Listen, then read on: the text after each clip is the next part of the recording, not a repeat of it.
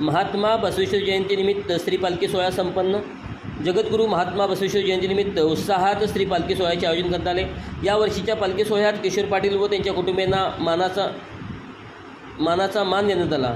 बसवेश्वराच्या प्रतिमेची पूजा करून ढोलताशांच्या गजरात आणि भक्तिरसात न्हालेल्या वातावरणात प्रमुख मान्यवरांच्या उपस्थितीत हा सोहळा उत्साही वातावरणात पार पडला. या पालखी मिरवणुकीमध्ये आवाडे इचलकरंजी जनता सहकारी बँकेचे चेअरमन स्वप्नीलदादा आवाडे यांची उपस्थिती प्रामुख्याने लागली. समाज बांधव व भाविकांनी दिले शुभेच्छा दिल्या.